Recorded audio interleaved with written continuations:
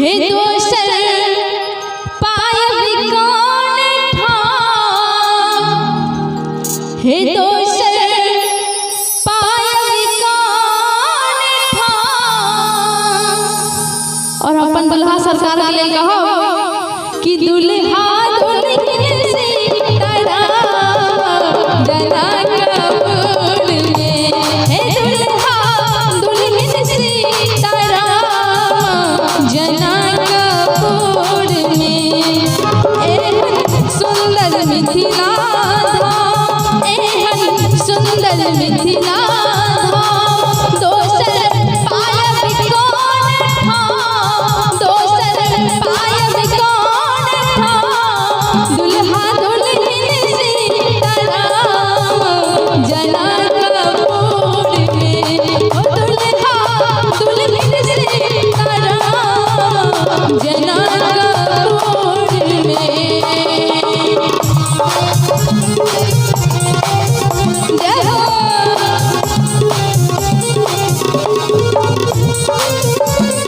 क्या बात है।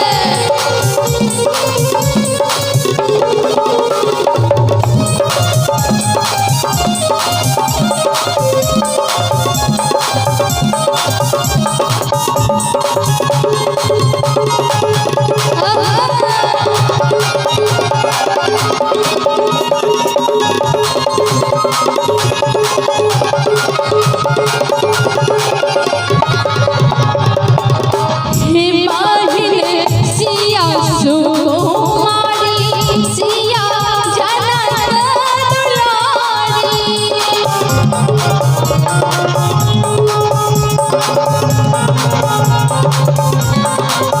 माहिर सिया सुकुमारी, सिया जनक दुलारी, सिया जनक दुलारी। आ जे दुल्हा सरकार छै ओ काहे जाके किनको और अयोध्या में जाके बैठी, जनकपुर में जाके बैठी, कहबे रघुबर के ससुरारी जना कपूर में, हे रघुबर के ससुरारी जना कपूर में। एहन सुंदर मिथिला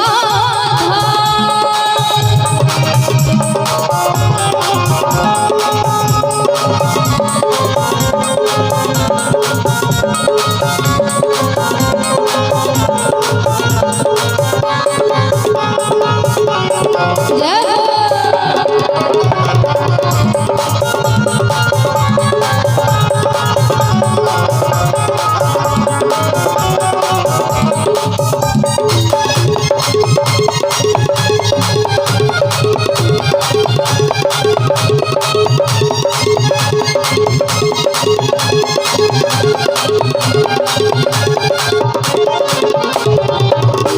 कि हम नहीं करबै केकरो जखन मिथिला हमर बास।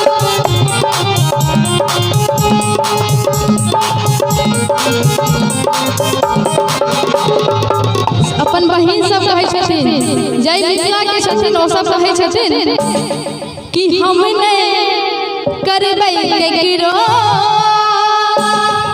हे जखन मिथिला हमर बास, हे जखन मिथिला हमर बास। आ जे सब मिथिला के छी कनि हाथ उठाओ तो देखिए कनि कते छी अपना मिथिला के, ओहो देखा देते। आइए एने से अहाँ सब लागे छी पाकिस्तान से आयल छी, इंडिया में नहीं छी, पाकिस्तान में छी ना।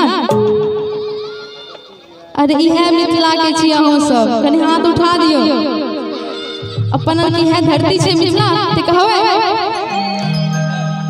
कि बहिन सिया सुकुमारी, सिया जनक दुलारी, हे राम जी के ससुरारी जना कपूर में, ओ राम जी के ससुरारी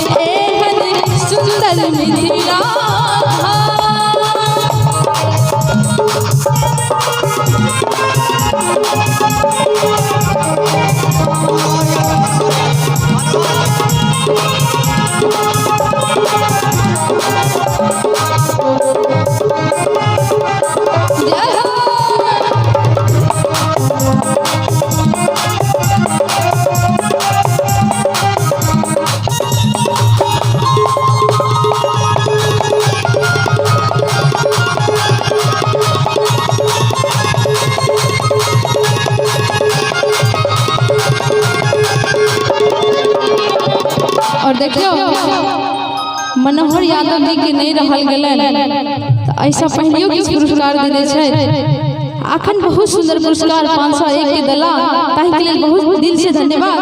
और आओ कहबे कि हमने करबै के गिरो हे जखन मिथिला हमर वास हे जखन मिथिला हमर वास आपन बहिन हमर खास जनकपुर में हे आपन बहिन